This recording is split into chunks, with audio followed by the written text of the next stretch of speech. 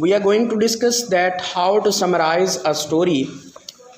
While writing a summary of a story, the student need to keep in mind that it needs to be short, sweet, and to the point.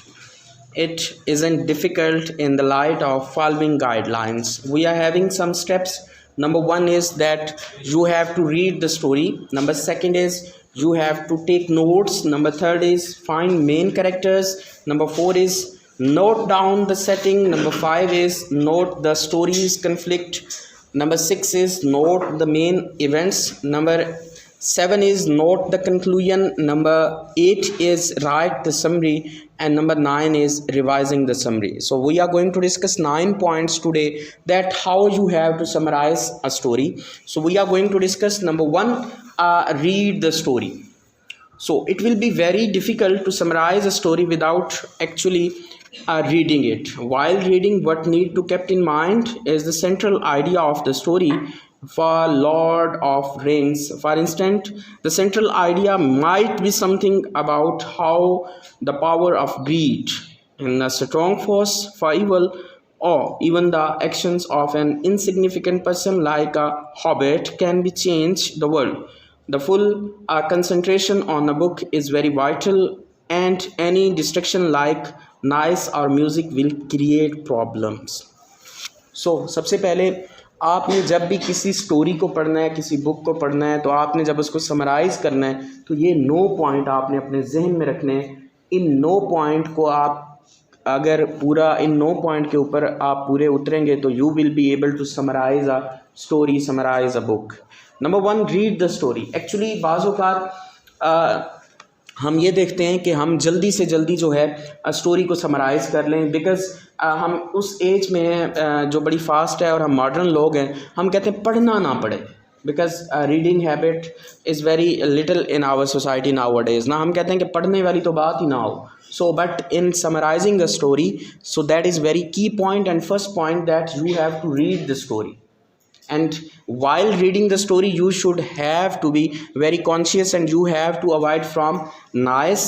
There should not any sort of distraction, as well as there should sort of noise music, because that will hurdle your reading. ठीक है, बाज़ औक़ात आपने देखा होगा कि कुछ students ऐसे होते हैं जिनको वो अपनी अपनी सेटिंग होती है पढ़ने की, लेकिन but in English we have to summarize a story, that we have to read the story and we have to avoid distraction. बाज़ औक़ात आपने देखा होगा कुछ स्टूडेंट्स ऐसे होते हैं जो हैंड फ्री लगा के पढ़ते हैं, या फिर ऐसे पढ़ रहे होंगे कि पूरा मोहल्ला डिस्टर्ब होगा और वो पढ़ रहे होंगे, हैं बैठक में बैठे हैं, फुल आवाज़ में गाने चल रहे हैं, वो पूरा मोहल्ला डिस्टर्ब है लेकिन वो अंदर बैठ के पढ़ रहा है या पढ़ रही है. So that is the thing, but that is another thing. But in reading story and summarizing story we should be very conscious while reading.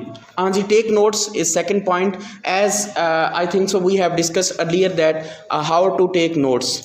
note taking, so you have to be very careful while reading.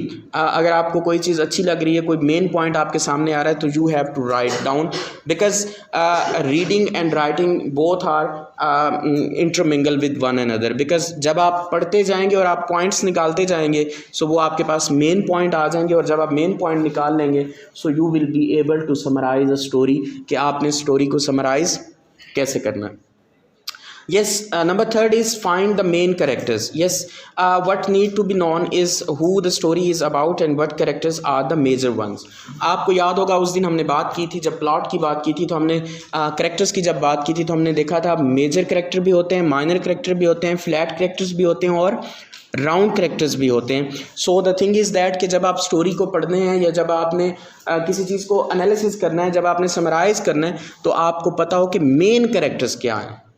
Not we are going to discuss minor characters. आपको major characters का at least पता हो कि अगर for example आप novel पढ़ते हैं तो आपको पता हो कि इसमें प्रोटैगोनिस्ट कौन है, हीरो कौन है, हीरोइन कौन है, इन अदर वर्ड्स. तो आपको उन 5-6 मेन कैरेक्टर्स का पता होना ज़रूरी है.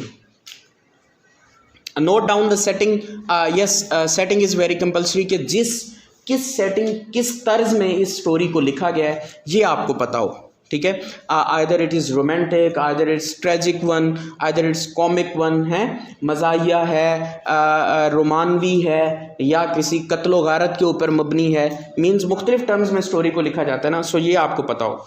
उसके बाद नोट द स्टोरीज कन्फ्लिक्ट, हाँ जी, that is very important element. आपको पता हो कि स्टोरी के अंदर कन्फ्लिक्ट, स्टोरी के अंदर झगड़ा कहाँ पे पैदा हो रहा है। अगर आपको याद हो, मैंने प्लॉट डायग्राम में आपके साथ एक पॉइंट कन्फ्लिक्ट डिस्कस किया था, सो दैट इज़ द कन्फ्लिक्ट, कि कहाँ ऐसी बात जहाँ पे आपके कैरेक्टर्स के हालात जो हैं वो नॉर्मल नहीं रहते, दैट इज़ द कन्फ्लिक्ट। और आपको पता हो कि किस वजह से इस स्टोरी के अंदर कन्फ्लिक्ट है, ठीक है, आइदर वो कैरेक्टर्स की वजह से है, आइदर वो स्टोरी के अप एंड डाउन की वजह से है, या सेटिंग की वजह से है, किस वजह से है, ये आपको पता होना चाहिए।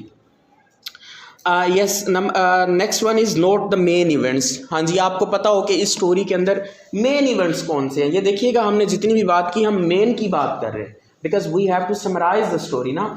हम आम चीज़ों की बात नहीं कर रहे, हम माइनर की बात नहीं कर रहे, we are discussing the major things, ठीक है। As we have discuss that in you have to find main characters as well as you have to write down main events, that because आपको पता हो कि इसके अंदर मेन इवेंट्स कौन कौन से हैं, कौन कौन सी ऐसी बातें की गई हैं कि आप जब समराइज़ करने बैठें तो आपको पता चल जाए कि आप जो हैं इस स्टोरी को समराइज़ करने जा रहे हैं, या जब आप किसी को बताते हैं तो आपको पता हो कि इसके अंदर मेन इवेंट्स कौन से हैं, not the minor one.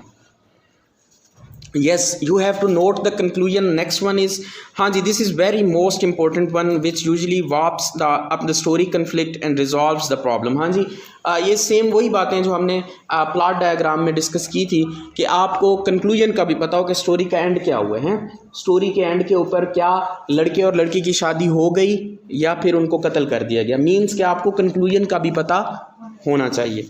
Right the summary, हाँ जी, आप उस सारी स्टोरी को अपने अल्फाज में भी लिख सकते हैं। आपको पता हो कि इसकी समरी क्या बन रही है, ठीक है ना। आपने जब 9th-10th में थे या FSC में थे तो आपने पढ़ी होंगी कि आप समरियाँ पढ़ते थे। सो दैट इज़ द थिंग कि आप खुद से उसकी समरी भी लिख सकते हैं, या अपने अल्फाज में भी लिख सकते हैं, या जो ऑलरेडी दी गई है उसको भी आप क्रिएट कर सकते हैं। And the number last is revising the summary. हाँ जी, make sure in the end that the story has been properly edited and that there are no spelling errors, that the events are in the proper order and names of characters and place are correct. It is the best have a friend look it over to catch anything you have missed.